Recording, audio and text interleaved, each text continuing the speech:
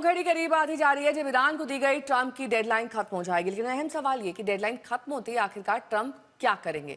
क्या वो ईरान पर हमले के आदेश पर साइन कर देंगे? क्या वो वक्त करीब है जब ईरान के पावर प्लांट तबाह हो जाएंगे? क्या ईरान के अहम पुल तबाह हो जाएंगे और ट्रंप ईरान को वैसे ही पाषाण युग में धकेल देंगे जैसी धमकी वो पहले दे चुके हैं? I mean, complete demolition by 12 o'clock. And it'll happen over a period of 4 hours. 39 दिनों से जारी भीषण युद्ध के बीच ये अमेरिकी राष्ट्रपति ट्रंप की सबसे विध्वंसक धमकी है। चेतावनी आक्रामक है और एजेंडा बिल्कुल क्लियर। हॉर्मुज़ खाली करो, डील करो, वरना भारी तबाही झेलो। Operation Epic Fury, where we're doing unbelievably well, well at a level that nobody's ever seen before.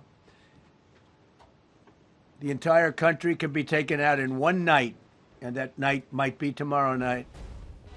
Trump ने साफ कहा है कि अगर ईरान नहीं झुका तो वहां कोई पावर प्लांट नहीं बचेगा। अमेरिका का हमला ईरान में तमाम पुलों को पूरी तरह से ध्वस्त कर देगा।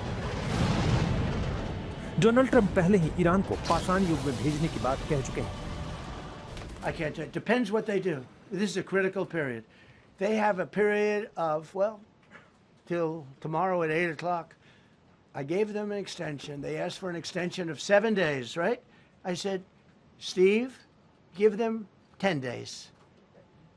10 days is up actually today, so I gave them 11, I guess, indirectly. But we're giving them till tomorrow, 8 o'clock Eastern time, and after that, they're going to have no bridges, they're going to have no power plants. Stone Ages, yeah. तो सवाल है कि क्या ultimatum की मियाद खत्म होते ही अमेरिकी हमलों से ईरान में पाषाण युग जैसी तस्वीरें सामने आने लगेंगी? क्या अमेरिकी हमले इतने तीव्र और घातक होंगे कि पूरा ईरान अंधकार युग में प्रवेश कर जाएगा? क्योंकि ट्रंप की धमकी के बाद ईरान के कई पावर प्लांट पर खतरा मंडरा रहा है। सबसे पहला है तेहरान का दमावंद प्लांट। इस पर खतरा ज्यादा नजर आ रहा है, जो तेहरान की पावर सप्लाई की 43% जरूरत पूरी करता है। इसके बाद शाहिदी सलीमी प्लांट है जो उत्तरी ईरान में है। फिर शाहिद रजाई प्लांट है जो केजविन में है। ये उत्तरी ईरान का बड़ा प्लांट है। इसके बाद करुण 3 डैम है जो कुजिकिस्तान में है। फिर किरमान प्लांट है जो दक्षिण पूर्वी ईरान का पावर हब है। फिर रहीन पावर प्लांट जो खुजिस्तान में है। ये दक्षिण पश्चिम इलाके का अहम प्लांट है। अगला शाहिद मुंतजेरी प्लांट है जो इस्फहान में है। फिर अली आबाद प्लांट है जो गोलिस्तान में है। यानी ईरान के हर इलाके में ऊर्जा सप्लाई के अहम केंद्र अमेरिका के निशाने पर होंगे। अगर इस पावर प्लांट को निशाना बनाया गया तो तेहरान में हालात बेहद खराब हो सकते हैं। We have a plan because of the power of our military, where every bridge in Iran will be decimated by 12 o'clock tomorrow night, where every power plant in Iran will be out of business, burning, exploding, and never to be used again. I mean, complete demolition by 12 o'clock.